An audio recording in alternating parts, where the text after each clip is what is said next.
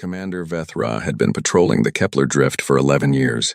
He knew every dust cloud, every dead satellite, every slow-turning piece of rock in his sector. He knew where the boundary markers were, big, ugly things Imperial made, gray metal, broadcasting a signal on all frequencies that translated to, "Beyond this point, you are not welcome." He knew what was on the other side of them. Humans. 7 cramped star systems worth of humans, with their loud politics, their incomprehensible food, and their ships that moved like old men walking uphill. He had inspected a human cargo freighter once, years ago. It had taken the thing 4 days to cross the distance between 2 of their own planets. 4 full days. An Imperial courier could do it in 40 minutes. So when his sensor officer said there was something at the boundary, he assumed it was another lost freighter. Humans got lost more often than any species he had ever worked with. It was almost endearing, in the way that a very slow and harmless animal could be endearing. "What class?" he asked, not looking up from his duty report. "Sir," said Dora 6, "I don't have a class for it." He looked up. Dora 6 was a young Keth barely 3 years out of the academy, small and green-scaled and precise. She ran her scans clean and reported straight. No drama, no guessing. So the expression she was wearing now, the particular look of someone watching a number, refused to change into a sensible number, made him put down his report and walk to her station. He looked at the scan. He looked at it again. "Run it a second time," he said. She ran it. Same result. The object sat at the boundary line, not past it, right at it, as though it had measured the exact point and chosen to stop there. It was cylindrical in rough shape, about the size of a heavy cruiser. The hull material returned no match from any database in the Imperial catalog. The energy output was sitting in the range of a full battle carrier, in a hull a quarter of that size, and it had not been there 6 minutes ago. Vethra did the math in his head. He did it twice, because the first answer was impossible, and he wanted to give the universe a chance to correct itself. The second answer was the same. Something had crossed 2 full astronomical units in under 6 minutes. He looked at the image the sensors had pulled. Dark hull, almost black, with a texture that the sensors were struggling to describe in any known material category. Running lights along the spine, white and amber, steady, slow blinking. No visible gun ports, no obvious weapon housings, and along the side, in letters large enough to read from 3,000 kilometers out, a line of text in the human alphabet. His translation program rendered it cleanly. Unsk Iron Meridian. Below that smaller. For Earth and her children. He stood still for a moment. "Get me fleet command," he said. "Right now." Admiral Kosve received the report at 0400, still half asleep, tablet in hand on the edge of her bunk. She read it once, put it down, picked it up again, and read it twice more. She was 42 years into her career in the Imperial fleet. 3 border conflicts, 2 colony suppressions, 1 head-on engagement with a pirate alliance that had been operating in the outer sectors for over a decade. She was not a person who rattled easily. She was rattled. She had her senior staff in the briefing room within the hour. Scan results on the main display. She stood at the front of the room and let them look. Her weapons officer, Hargan of Vreth, big even by Vreth standards, with a career's worth of combat scars, spoke first. Spoofed signal. Someone faking human markings. "The power output is real," said Pelan, the science officer. The Dreth was already running secondary analysis on her personal screen, pulling windows open one after another. A signal can be faked. An energy signature like that cannot. Whatever that ship is running, it is genuinely running it. "Then what are we dealing with?" said Hargan. "I don't know," said Pelan. She said it very flatly, like the words were heavy to hold. And I don't like saying that. Kosve had spent the shuttle ride reviewing the Empire's complete intelligence file on human military development. It was thorough 30 years of surveillance, inspection, informant networks inside human space, satellite observation of every major human facility. It was about as thorough as a document could be. It said, primitive propulsion systems, limited energy weapons, basic kinetic technology, no significant development in the past decade. The file was wrong. Not a little wrong. Completely, catastrophically wrong. "They've been hiding something," she said. Not a question. "For years they've been building something and hiding it. What I need to know is how." No one had an answer yet. "We move in," she said. "Full group. Slow approach. Shields up, weapons on standby, not active. I don't want to fire the first shot at something I don't understand. Comm line open at all times. She paused and looked around the room. Any questions? Argon looked at the power readings one more time. Then at her. No questions, he said. The 3rd Imperial Battle Group moved in formation dreadnought at the center. Heavy cruisers on the flanks. Frigates spread wide in a screening pattern. 14 ships in total. A force that had made pirate fleets turn and run, and made colonial governments recalculate their options. It was, objectively, the most powerful military presence in this region of space. Cosve stood at her forward viewport and watched the Iron Meridian through the high-resolution scope. The ship had not moved, had not powered anything visible, had not attempted to scan them, as far as their own sensors could tell. It just sat there with its amber running lights blinking slow and steady, like it was breathing. 14 ships coming at you, and it sat there like it had nowhere else to be. She opened the comm channel. Unknown vessel, this is Admiral Cosve of the Galactic Empire's 3rd Battle Group. You are at the protected boundary established by the Treaty of Kepler. Unauthorized presence in this zone is a violation of Imperial law. Identify yourself and state your purpose immediately. Static. Then, clean and unhurried, a voice. Human. Female. Young, not a scared young, but the kind of young that comes with knowing exactly what you are doing. Admiral Cosve, this is Captain Sarah Okafor, commanding the UNSC Iron Meridian. We read you clearly. We've been waiting for your call. Cosve kept her voice even. You are aware you are at a restricted boundary. At it, said Okafor, not past it. We measured carefully. We wanted you to see us, and we wanted you to come out here. And you have. We'd like to have a conversation. About what? About the arrangement, said Okafor. The boundary. The treaty. 40 years of it. We've been thinking. And we'd like to discuss a change. Cosve thought about the power readings. Thought about 6 minutes to cross 2 astronomical units. I think, she said carefully, that a conversation is a good idea. They agreed on a neutral meeting vessel, a small Imperial diplomatic shuttle. Open space, no weapon systems aboard. Cosve brought Pelin and Hargan. She considered a larger delegation and decided against it. More people meant more visible anxiety. She was an admiral. She was absolutely and professionally not anxious. She was simply being very careful. The humans came across in a small transfer pod. 3 of them. 2 in the dark uniform of the United Nations Space Command. She could identify military people by the way they moved through an unfamiliar room, scanning exits, noting positions. And 1 civilian. Old man, gray-haired, wearing a plain dark coat with no markings. He walked in and sat down at the table without waiting to be invited, pulled out a small personal device, and started reading something on it. He looked comfortable, like this was a meeting he had been to 1,000 times. Dr. Emeka Nwosu, he said without looking up. I led the engineering team for the Iron Meridian. 1,200 people over 14 years.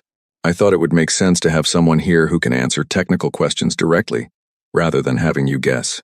14 years. 14 years and the Empire had seen nothing. Cosve sat down. You built it. He looked up then. He had the eyes of someone who had spent a lifetime solving problems that hadn't been solved before, a specific kind of focus. Deep and quiet. He smiled. We built it. A lot of brilliant people gave a lot of years to it. I am very proud of all of them. How? Said Pelin. Not a full question. Just the one word. Nwosu nodded like he had expected exactly that. Let me explain. He talked for 3 hours. The hull composite he called adaptive redistribution armor. The full technical designation was longer, and involved several Dead Earth languages and some symbols that didn't translate into Imperial notation.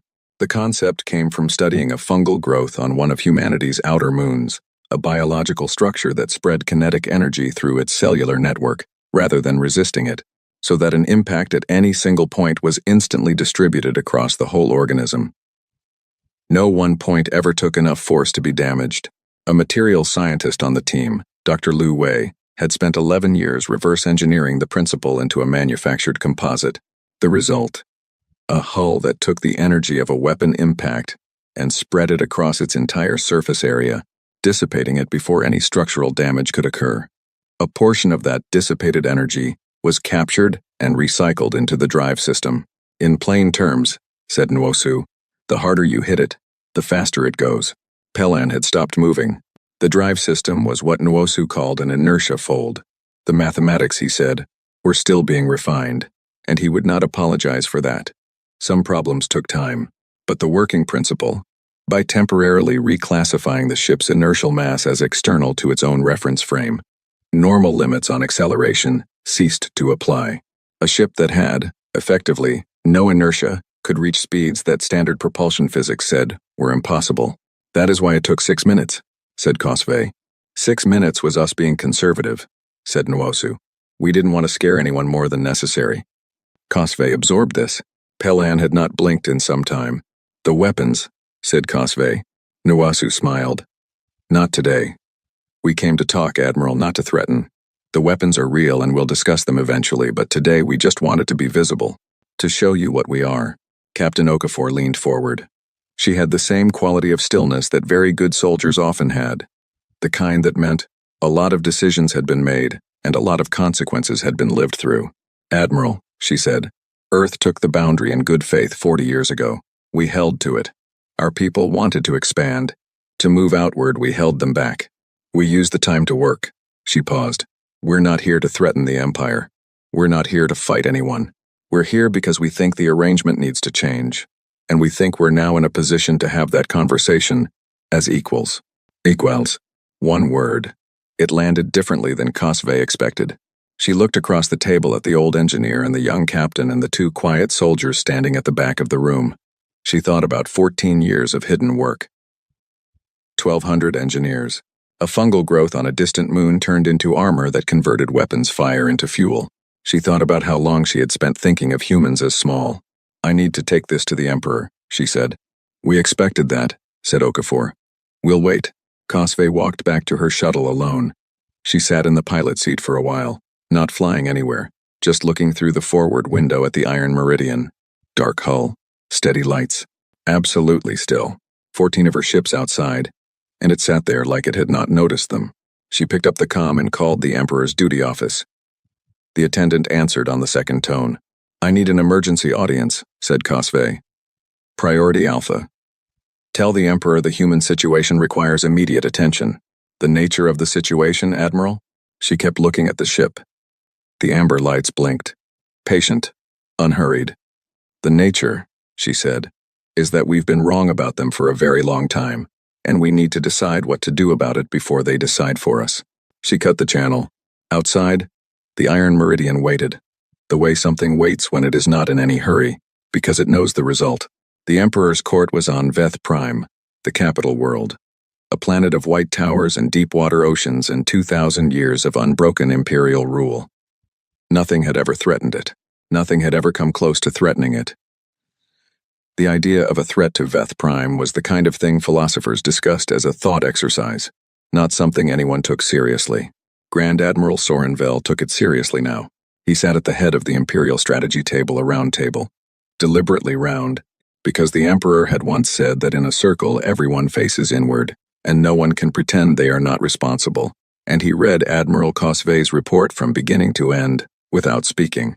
When he finished, he read it again. The 30 other officers and ministers around the table waited. He set the report down. Comments, he said. Everyone started talking at once. Sorenvel let them go for about 30 seconds. Then he held up one hand and they stopped, because 40 years of command rank had given him a specific type of silence that he could project like a physical thing. One at a time, he said. Minister Dothran, you first. Minister Dothran was the head of Imperial Intelligence. She was a small, older Veth, gray-skinned and precise, with the kind of face that revealed exactly as much as she wanted it to and nothing more. She had been in intelligence for 35 years. She had built the surveillance network that monitored human space. She had written many of the reports that said humanity was no threat. She looked like someone who had just realized she had been wrong about something for a very long time. The question I keep coming back to, she said, is how? How did they build this ship? In 14 years, in 7 star systems that we were watching, without a single indicator reaching us. That is the correct question, said Sorenvel. The answer I keep arriving at, she said, is that they knew we were watching, and they built around our surveillance.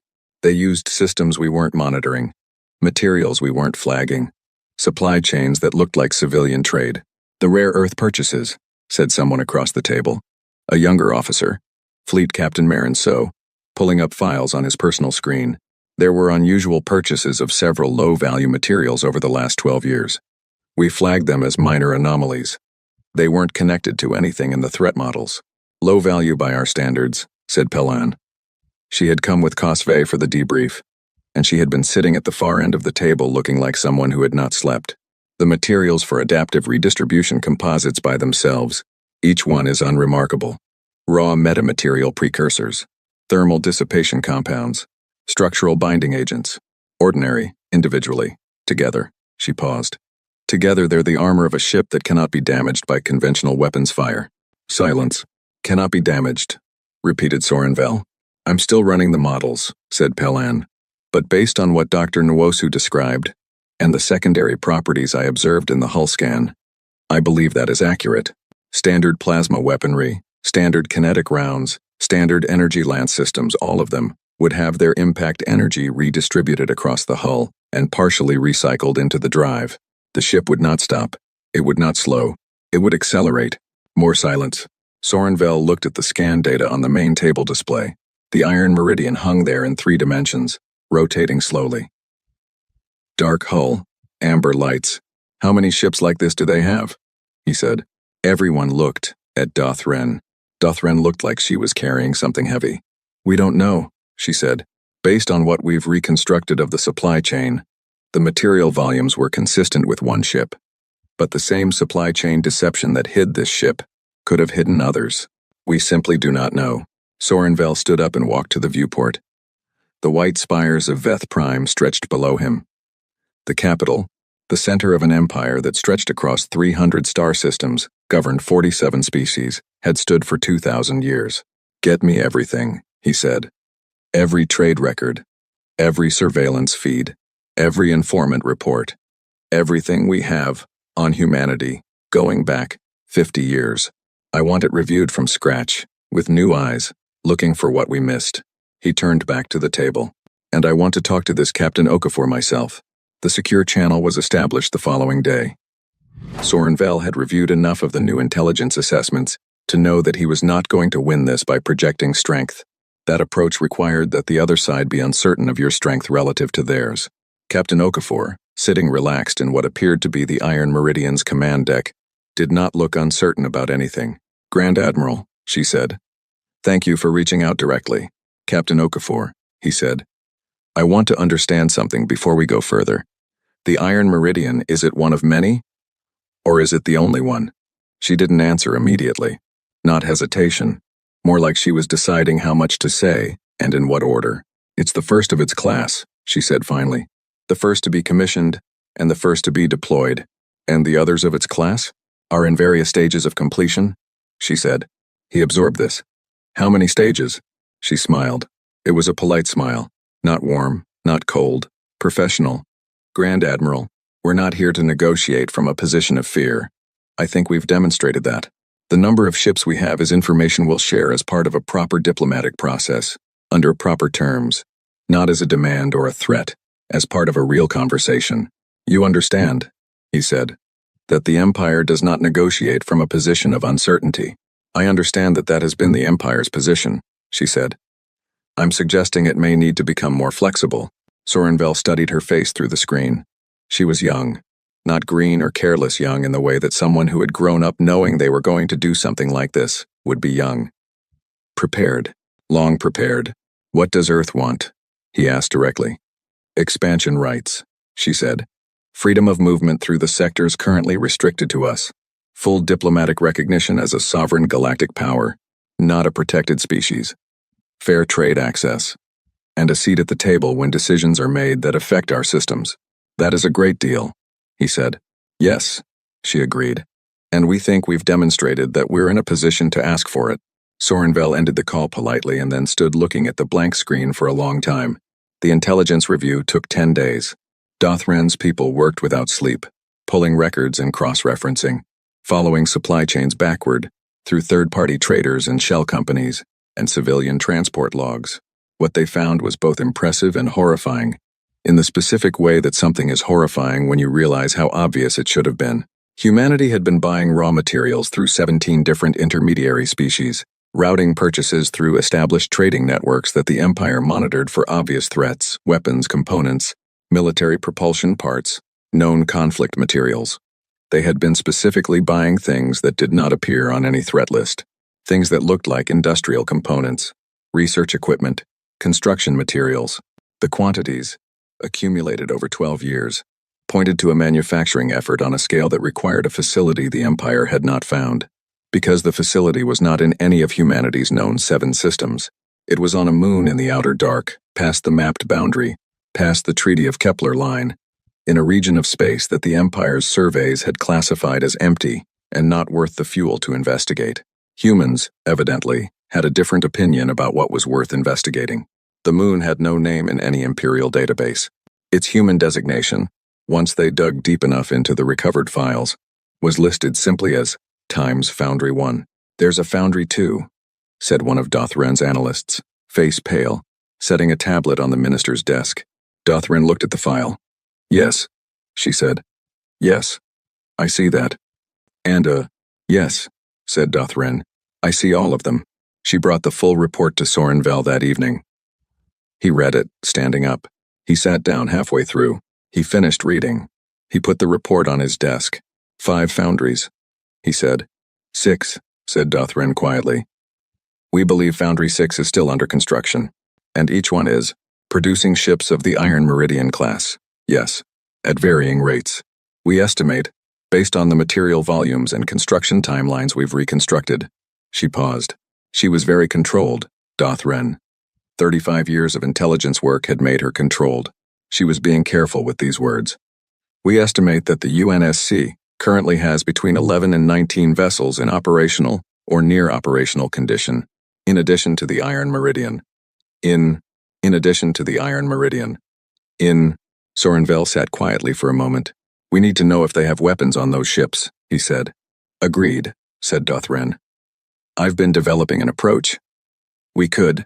The alert came through before she could finish. The Iron Meridian had moved. Not far, not past the boundary.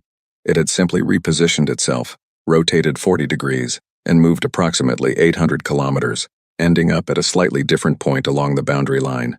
The movement itself was not alarming. What was alarming was that none of the 17 sensor platforms the Empire had positioned to watch it had detected the movement until after it was done. Not during, after. It had moved 800 kilometers, and the sensors had missed it entirely. Sorenvel's tactical command team was going through the playback on a loop when he arrived on the bridge. They had run it 6 times. The result was the same every time. 1 frame. Ship, at position A. Next frame, 0.3 seconds later. Ship, at position B. No transition, no recorded motion, just somewhere else. "Is the recording corrupted?" he asked. "We checked all 17 feeds," said the tactical officer. "Independently captured. All show the same gap. The ship moved faster than our sensor refresh rate. Our sensor refresh rate is 0.3 seconds, said Sorenvel. "Yes, sir." Sorenvel looked at the display. The Iron Meridian was sitting at its new position, amber lights blinking, utterly still. "It moved 800 kilometers in less than 0.3 seconds, he said. "Yes, sir." He thought about Admiral Cosve's report. 6 minutes was us being conservative. We didn't want to scare anyone more than necessary. The comm lit up. "Okafor's channel." He answered it. "Grand Admiral," she said. She sounded the same as always. Calm. Professional. "We noticed your sensor platforms tracking us. We thought a small demonstration of the repositioning capability might save time. You would have asked eventually." Two. He looked at her through the screen. "You could have gone anywhere just then." "Yes," she said simply. "You could have crossed the boundary. You could have come to Veth Prime." "We could have," she agreed. "We didn't, because we're not here to invade. We're here to talk. But I think it's helpful for everyone to understand what talking means in this context." He held her gaze. She held his without effort. "I'll have a formal diplomatic proposal drawn up," he said. "Terms for discussion." "We'll be ready," she said. He cut the channel, looked at his tactical team, looked at the display. The Iron Meridian. Dark, still, patient. "Someone get me Minister Dothran," he said. "And get me something for a headache." The room was very quiet. Outside, past the boundary, the ship waited. It was very good at waiting. There was a faction in the Emperor's court that believed the answer was simple: send more ships. The logic was straightforward, at least from the outside. The Iron Meridian was one vessel, regardless of what it could do. The Empire had thousands of ships, spread across 300 star systems. Numbers, they argued, were the ultimate equalizer. You could build clever armor and fast engines, but you could not build clever armor and fast engines for 1,000 vessels in secret without someone noticing. Therefore, humanity had one exceptional ship and some others under construction, and the Empire had an existing fleet that had kept the peace across the galaxy for 2,000 years. Send the fleet. Make the statement. Let the humans understand the nature of the situation. Grand Admiral Sorenvel listened to this argument for 3 days. He listened to it from fleet admirals and strategy ministers and 2 members of the Emperor's personal council. He listened to it in meetings and in side conversations, and once in a hallway outside the main briefing chamber from a junior official who had apparently decided the Grand Admiral was approachable. He had a lot of patience, Sorenvel. It was one of the reasons he had survived long enough to reach his rank. On the 4th day, he told them his answer. "We are not doing that," he said. "Grand Admiral, I have read the intelligence assessment. I have reviewed the sensor data from the repositioning event. I have had 3 conversations with Captain Okafor." He looked at the assembled faces around the table. "I want to ask everyone here a question. If you send 1,000 ships to that boundary, and the Iron Meridian is still sitting there when they arrive, what do you do next?" Nobody answered. "Because shooting is the next step," he said. "And we do not yet know what happens when you shoot at it. We have a theoretical description from an engineer who was being deliberately incomplete, and we have sensor readings that suggest it converts weapons impact into drive power. If that description is accurate, then firing on it accelerates it. And if it accelerates toward us, at the speeds we have observed it, capable of reaching N," he let them do the math themselves. The room was quiet. "We send a fleet," he said, "but not to threaten. We send it to negotiate, and we send someone who can negotiate, not someone who will wave ships around and expect that to be enough."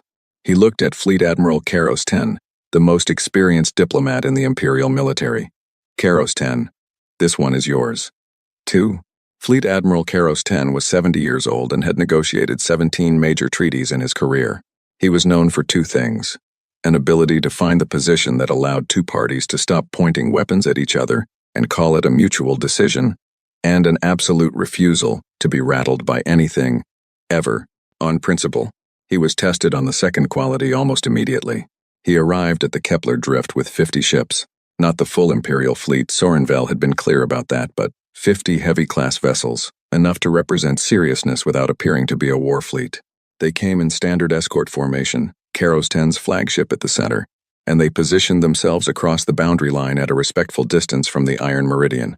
The Iron Meridian had not moved. It also, Karos 10 noticed as his sensor team ran their first sweep, appeared to have been joined. "How many?" he said quietly to his sensor officer. "We're still counting," said the officer, who sounded like she was trying not to sound disturbed and was not entirely succeeding. "They're harder to track than they should be. The hull material scatters our active scan." She got a number eventually. 9. 9 vessels of the Iron Meridian class, arranged in a loose formation behind the first ship, sitting on the human side of the boundary. Dark hulls, amber lights, all of them still. It looked like a gathering of very large and very patient shadows. Karos 10 looked at the formation for a while. He thought about the intelligence estimate, between 11 and 19 operational vessels. The number 9 was consistent with that range. It meant somewhere between 2 and 10 more were elsewhere, elsewhere being a word that covered a great deal of space and very little certainty. He opened the comm. "Captain Okafor, this is Fleet Admiral Karos 10. I've been sent to formalize the diplomatic process your side requested. I appreciate the welcome. Fleet Admiral." Her voice, familiar now from the recordings. "Thank you for coming personally. We brought a few colleagues, as you can see." "I do see," said Karos 10 pleasantly. "I appreciate the transparency. We thought it would save time," she said. "Like the repositioning." He almost smiled. She was good. He had negotiated with species who had been spacefaring for 1,000 years, and he had rarely encountered someone this good at saying exactly as much as they wanted to say, and making it feel like generosity. "I think," he said, "we should meet properly. My ship is comfortable. I'd like to invite you and your people aboard." A pause. "We'll come to you," said Okafor. But I'd like to bring Dr. Nwosu and 2 others. Of course. They came in the same small transfer pod. 4 of them, this time Okafor, Nwosu, and 2 others who were introduced as Commander Yuki Adeyemi, the Iron Meridian's tactical officer, and a civilian named Dr. Priya Sharma, identified as the lead theoretical physicist on the Inertia Fold project. Dr. Sharma was young, very young, by the standards of someone who had apparently spent the last decade reclassifying what propulsion physics was allowed to do. She looked around Karos 10's flagship with the unguarded interest of someone who found new ships genuinely exciting rather than intimidating. He found himself liking her immediately. It was a diplomatic hazard he was used to. They sat around a proper conference table. With food provided, he had been briefed that humans ate a wide variety of things without particular issue, which made catering straightforward, and Karos 10 opened with the formal position. The Empire recognizes that this conversation is necessary, he said. We are prepared to discuss the terms under which the Treaty of Kepler might be revised. We are willing to consider expanded movement rights for human vessels in certain specified corridors, and to open formal diplomatic channels commensurate with your status as a sovereign people. Okafor listened to all of this with her hands folded on the table. When he finished, she said, "That's a starting position." "It is," he agreed. "We'd like to discuss the end position," she said. "Specifically, full movement rights throughout unrestricted imperial space, the same rights enjoyed by any of the 47 member species. Full diplomatic standing, trade access, and a seat on the Galactic Council."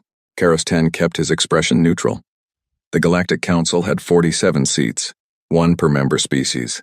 A seat required a species to have been a recognized galactic partner for a minimum of 100 years, and to have demonstrated peaceful integration into the Imperial community. Humanity had been a known species for 30 years. "That," he said, "is a significant request." "Yes," she said. "We know. We also know that the traditional path to that seat takes 100 years, and a history of gradual integration. We're suggesting there may be an alternative path, given the circumstances. The alternative path being that we've already demonstrated we're capable of participating as full partners," said Nwosu gently. He had been quiet until now, working on something on his personal device. He set it down and looked up. "The traditional criteria for council membership are roughly technological capability, stable governance, peaceful intent, and the ability to contribute meaningfully to collective galactic problems. We believe we meet all 4. The Empire has its own assessment process for those criteria," said Karos 10. "Of course," said Nwosu, "but I'd suggest that the assessment process was designed around a set of assumptions that may need updating." He smiled. The same warm smile from Cosve's report. "We spent 14 years building quietly in deep space because we were working within a set of rules that were imposed on us. We'd like to work within a set of rules we helped write." Karos 10 looked at him for a long moment. "I'll need to bring your proposal back to the Grand Admiral," he said. "We expected that," said Okafor. The second part of the meeting was less formal. Food had been eaten. Tea distributed humans drank an astonishing variety of hot beverages, and seemed to find all of them soothing, and the atmosphere had settled into something closer to careful professional respect than initial standoff. Dr. Sharma had been quiet through most of the formal portion. Now she leaned forward slightly. "I have a question," she said, in the direct way of someone who spent most of her time thinking about physics and had not entirely mastered the pacing of diplomatic conversation. "Your largest vessels, your dreadnoughts. What's the maximum safe acceleration you run them at?" Karos 10's own science officer, who had been sitting in on the meeting as a technical observer, blinked. "That's proprietary information." "Right, sorry," said Sharma, not sounding especially sorry. "I was curious because the inertia fold doesn't have a meaningful upper limit the way a standard drive does. We've been testing in the outer systems and we haven't found a point where it stops working. Theoretically." She glanced at Nwosu, who made a small hand gesture that appeared to mean times you can continue. "Theoretically, it scales. You put more power in, you go faster. There's no acceleration wall." The Imperial Science Officer looked at her, then at Karos 10, then back at her. "No acceleration wall," he said. "Not that we've found," said Sharma, "though we're still exploring the upper range." "What is the upper range?" "That," said Nwosu, pleasantly, "is also information we'll share as part of a formal process." Karos 10 made a note. He had a lot of notes by the end of the day. The formal report back to Sorenvel took place over a secure channel that evening. Karos 10 relayed the conversation in full, the requests, the tone, the 9 ships visible on the human side of the boundary.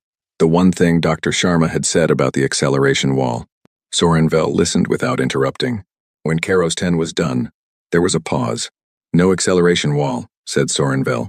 That is what she said Karos 10. She seemed almost casual about it. Another pause. Karos 10, said Sorenvel. In your professional assessment in 40 years of diplomacy, is she bluffing? Karos 10 thought about this seriously. He thought about the 9 ships on the sensor display. He thought about the repositioning event. He thought about Dr. Sharma's expression when she talked about the drive system, not the careful, measured expression of someone delivering a threat, but the genuine, slightly unfocused expression of someone who loved the thing they were talking about and forgot briefly that it was supposed to be strategic. No, he said. I don't think she's bluffing about anything. Silence from Sorenvel's end. Then we need to make a decision, said the Grand Admiral. A real one. Not a temporary stall. Not a show of force. A real decision about what this empire does next. He paused. And I need to talk to the Emperor. That was going to be my recommendation, said Karos 10. I'll go in the morning, said Sorenvel. He sounded tired in a way that had nothing to do with sleep, and everything to do with the weight of understanding that the world had changed while you weren't looking. Keep the channel open with Okafor. Keep the tone friendly. Don't let anything drift toward confrontation. Understood. And Karos 10. Sir, ask them. He stopped. Started again. Ask them, informally, what they plan to do if we say no to everything. Karos 10 thought about that for a moment. And if they tell me? Then, said Sorenvel, I want to know exactly what we're deciding between. He closed the channel. Outside the flagship's viewport, the Iron Meridian and its 8 companions sat in the dark, with their amber lights blinking steady. They had been there all day. They would be there in the morning. They were, it seemed, in absolutely no hurry. Karos 10 sat alone in the conference room where the humans had been sitting a few hours before. One of his staff brought him the evening briefing package. He set it aside without opening it. He had been a diplomat for 40 years. He had sat across from angry species and desperate species and species that were entirely convinced they were right about everything. He had learned to read what people actually wanted underneath what they were saying. What Captain Okafor wanted, underneath everything, was not complicated. She wanted respect, not fear, not submission, not the galaxy on its knees. Just the simple thing that said, you are what you are, and you belong here as much as anyone else does.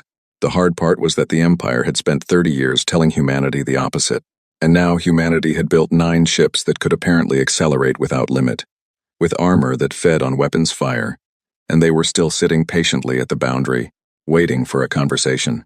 That, he thought, was either the most disciplined people he had ever encountered, or the most confident. He suspected it was both. There were people in the Empire who could not accept the situation. This was not unusual. In any sufficiently large institution, there were always people who could not accept a situation. The Empire was 2,000 years old and covered 300 star systems, which meant it contained an extraordinary number of people, with an extraordinary range of opinions about how the galaxy should work.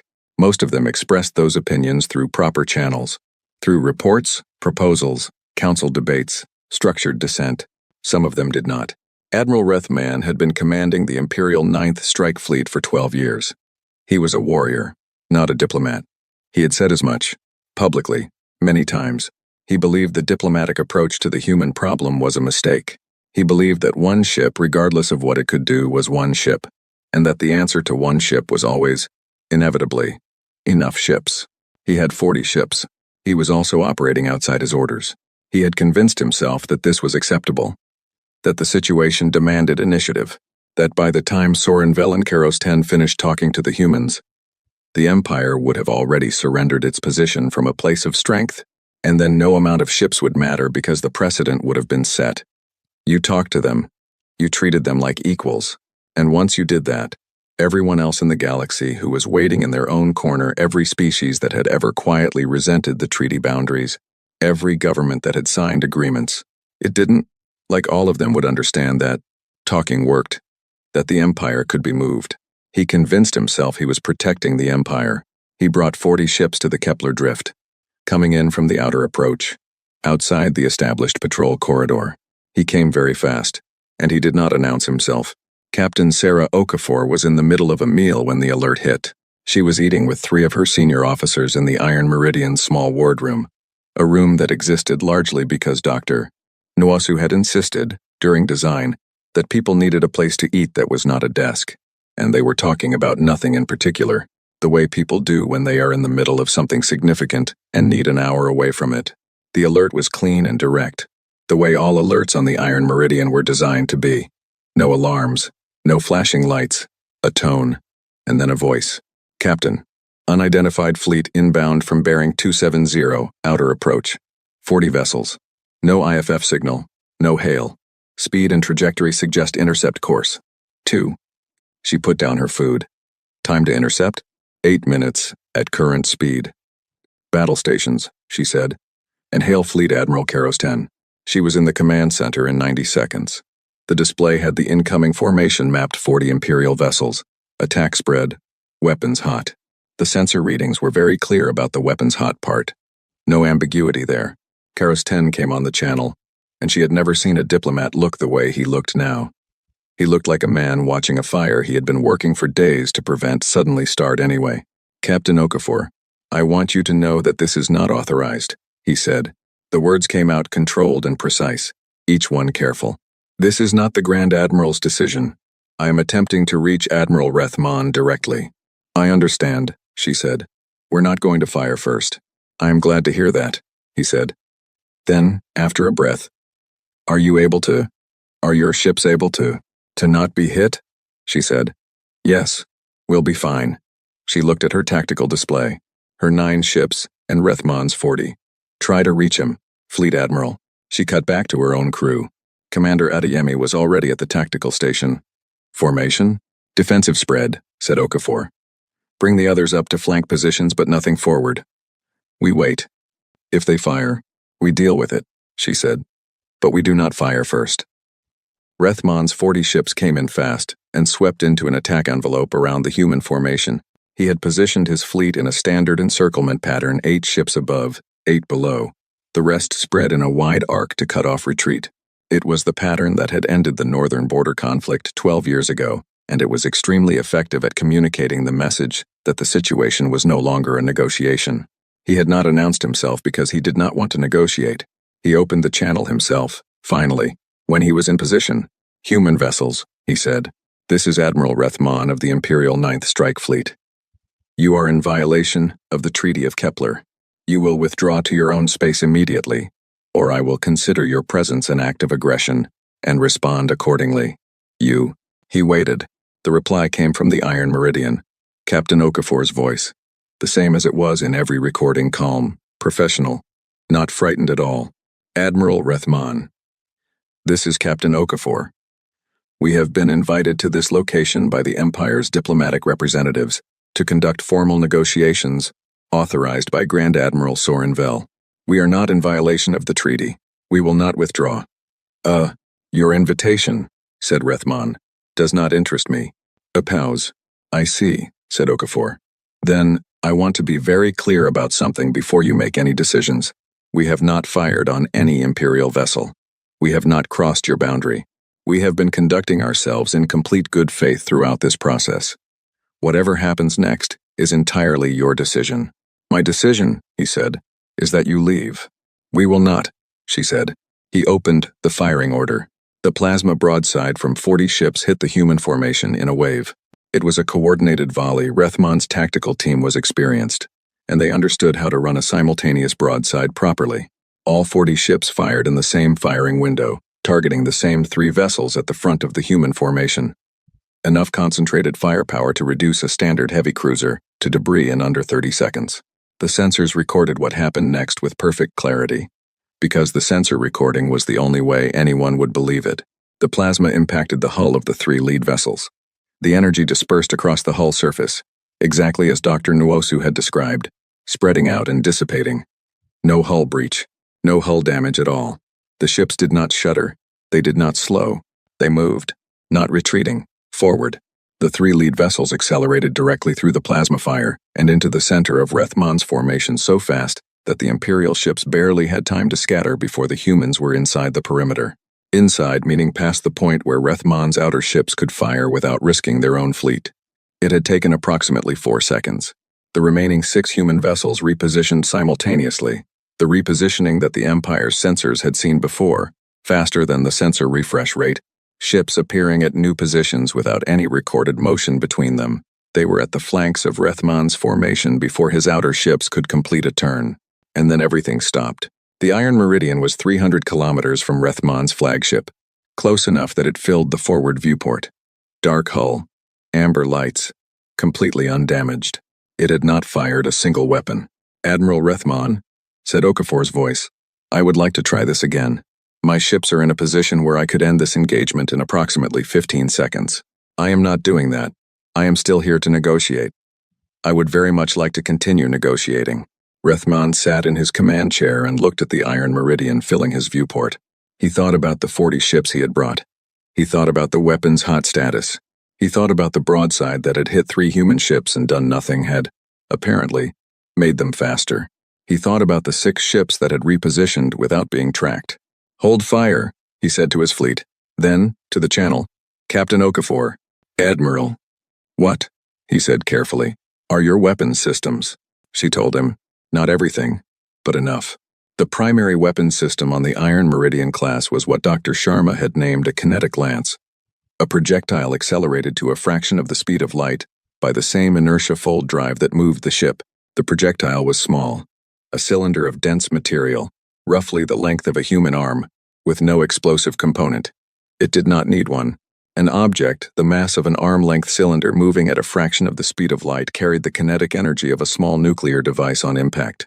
It was, Okafor explained, accurate to within 2 meters at any range the ship could target, which was effectively any range, given the drive system. "We have 40 launchers per ship," she said. "We have 9 ships at this location. The mathematics were available to anyone who wanted to do them. We haven't fired any of them," she said. "I noticed," said Rethman. His voice was flat. Not emotional, he was a warrior and he was not going to give her emotional, but flat in the specific way of a man recalculating something very important. "I want to be honest with you about why," she said. "We could end this engagement and we have chosen not to, because this is not what we came here for. We didn't build the Iron Meridian class to fight the Empire. We built it because we needed the capability before we could have the conversation. Do you understand what I mean?" Too. He did. He was a warrior. He understood capability and conversation. "You needed to prove the ships existed before anyone would take you seriously," he said. "We needed to prove that we were not asking for permission," she said. "We were informing. There is a difference." A long quiet. "I'll contact Grand Admiral Sorenville," said Rethman. "Thank you," she said. "I'll be here." The call between Rethman and Sorenville lasted 27 minutes. The content of that call was never officially released. What was known was the outcome. Rethman's fleet stood down and withdrew to a position 80,000 kilometers from the human formation. Rethman himself was relieved of command pending an inquiry, which would later result in a permanent reduction in rank and an early retirement. Karos 10, who had spent the entire engagement trying to reach Rethman on a channel the Admiral was not answering, spent a long time afterward sitting in the diplomatic suite doing nothing. His staff gave him the space. They were good staff. Eventually he called Okafor. "Captain," he said, "I owe you an apology on behalf of the Empire." "You don't," she said. "You didn't order it." "No," he said, "but I'm saying it anyway." She looked at him through the screen. Something in her expression shifted, not soft, not hard, just the look of a person acknowledging something real. "We're still here to negotiate," she said. "I know," said Karos 10. "So am I." He leaned forward. "I need to ask you something, and I'd like a real answer." "Ask." "When Rethman fired on your ships," he said, "what were your orders? If your ships could move the way they moved, and your weapons are what you described, what were you actually authorized to do in response?" Pause. "I was authorized to defend my ships and my crew," she said, "and to avoid lethal engagement if at all possible. And if it hadn't been possible," she looked at him steadily, "then I would have done what was necessary to keep my people alive," she said. "And we would have had a very different conversation afterward." He nodded slowly. "I think," he said, "that the Emperor needs to hear from you directly, not through reports, not through me, directly." "We're ready for that," said Okafor. "Whenever you are." Outside, the Iron Meridian floated in the dark with its lights steady and its hull unmarked, every plasma impact from 40 ships having left no trace at all. Clean, patient, completely, terribly, unharmed. The amber lights blinked. 1-2. 1-2. Like a clock that had all the time in the world. The emperor of the Galactic Empire was named Warship III. He was 114 years old, which for a Veth was late middle age. He had ruled for 61 years. He had inherited an empire that covered 280 star systems and had expanded it to 300 without fighting a single significant war, not because he was weak, but because he understood that wars were expensive in ways that went far beyond ships and soldiers. They were expensive in trust, in stability, in the long, slow work of keeping 47 species pointed in roughly the same direction, at roughly the same time. He was, by any serious assessment, a very good emperor. He was also the kind of person who, when presented with new information, processed it fully before responding. His staff called this quality, patience. His enemies, over the decades, had called it other things. The result was the same. He did not panic, he did not react, and he did not make decisions that he would need to unmake later. He read Admiral Cosve's report. He read Dothran's intelligence assessment. He read Karos 10's diplomatic notes. He read the full sensor logs from the Rethmon engagement, including the recording of the 40-ship broadside hitting 3 human vessels and the 3 human vessels accelerating into the middle of his fleet without a scratch. He read all of it in one sitting, in his private study, with no staff present. Then he sat alone for a while. Then he told his attendant to arrange a call with Captain Sarah Okafor. The channel opened at 0900 Veth prime time. The Emperor sat at his personal desk rather than the formal throne room display, which was itself a decision, a deliberate one. The kind that said, "Times this is a conversation, not an audience." He had thought about that choice for a while before making it. On the screen, Okafor sat in what appeared to be the same command deck she had used for every previous call. She was in uniform, back straight, but her expression was not the tightly controlled professional face she had given to Cosve and Soren Vel. This was something closer to the way a person looks when they finally get to a meeting they have been preparing for a very long time. "Captain Okafor," said the Emperor. "Emperor Vorsail," she said. He let the silence sit for a moment. Not uncomfortable, just real. "I have reviewed everything," he said. "The ships, the technology, the engagement with Admiral Rethmon. I want to begin by telling you that Rethmon acted outside his orders and that his actions are not representative of the Empire's position." "I understand that," she said. "Fleet Admiral Karos 10 made that very clear." "Good." He folded his hands.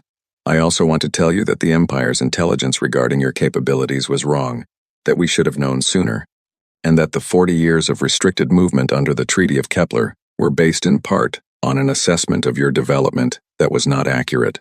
I am not apologizing for the treaty. It was made in good faith with the information available.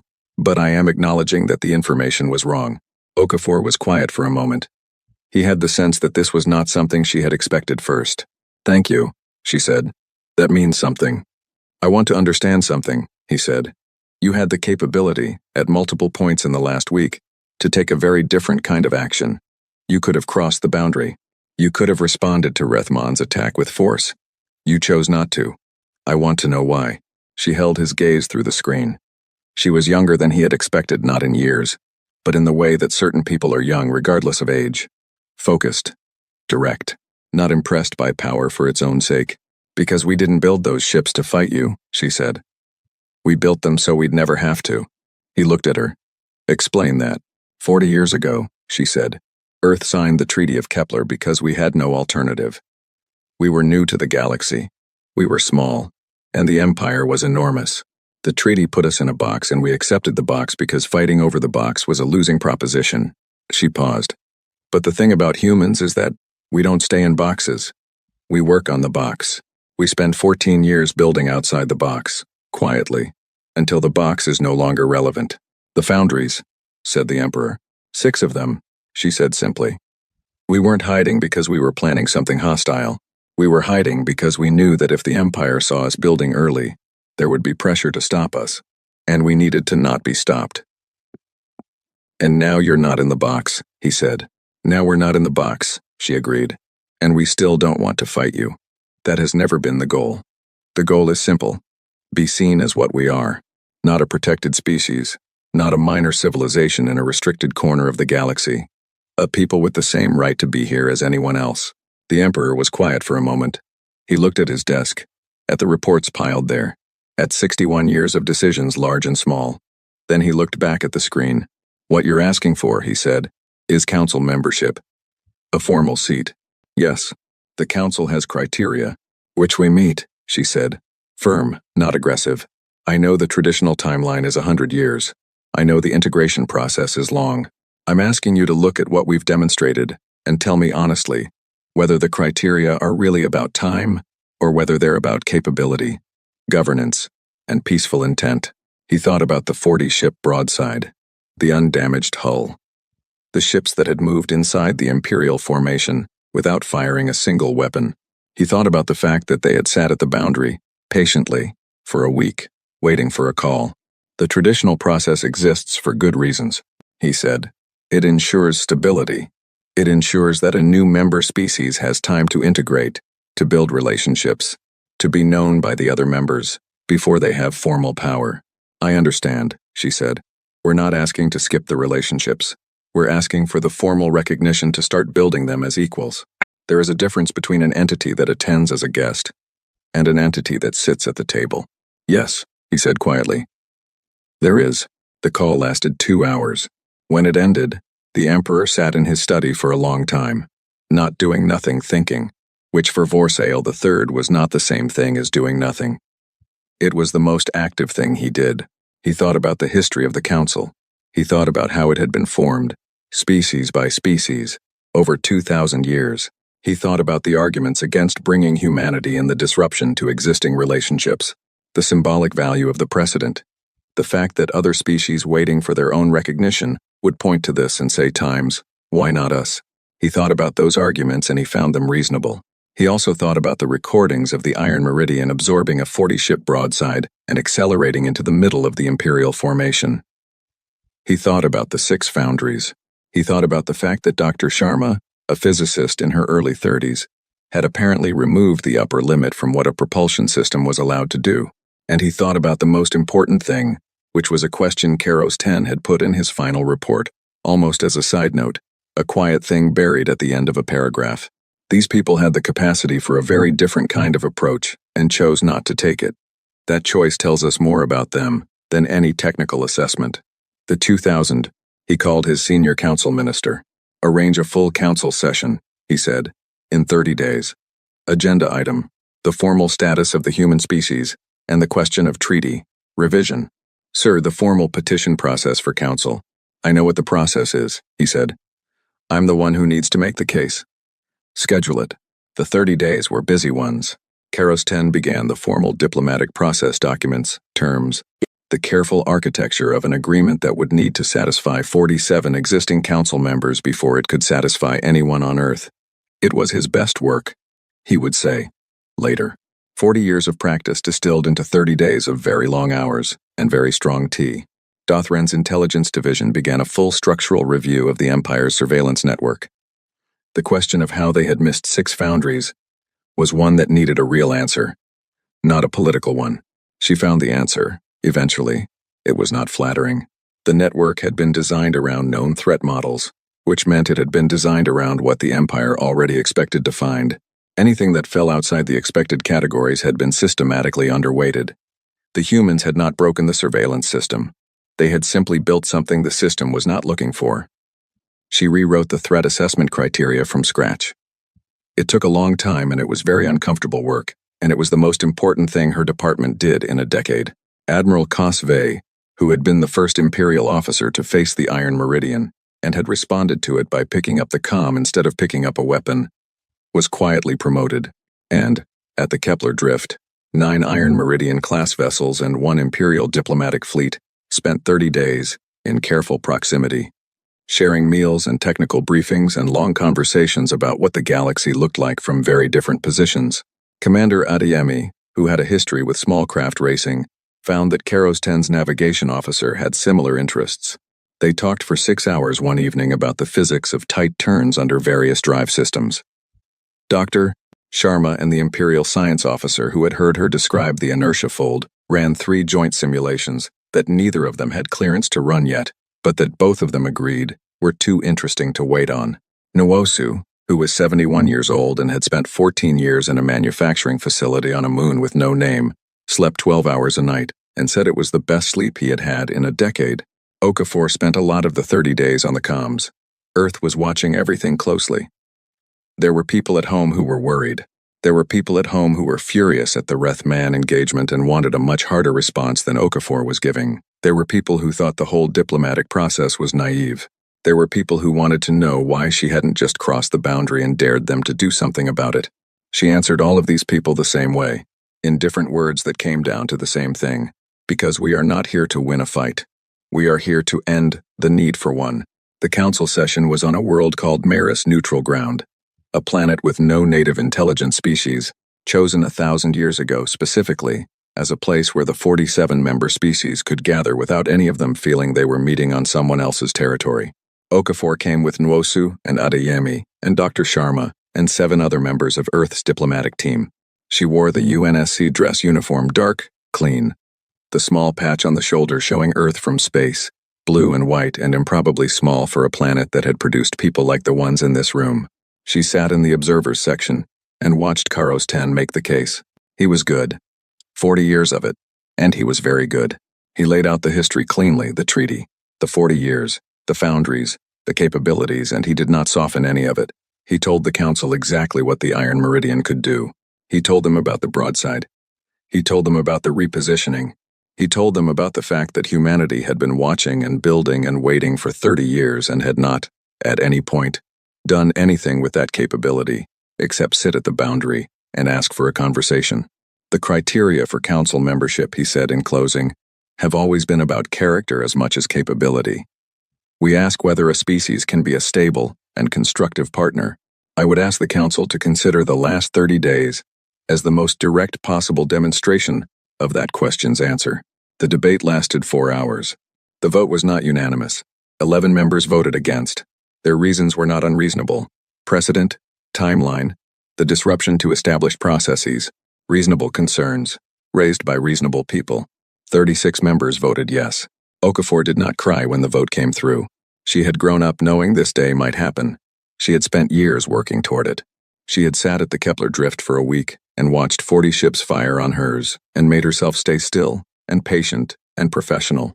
She had made herself stay inside the boundary when everything in her wanted to say, "Times you cannot keep us here, times, and cross it."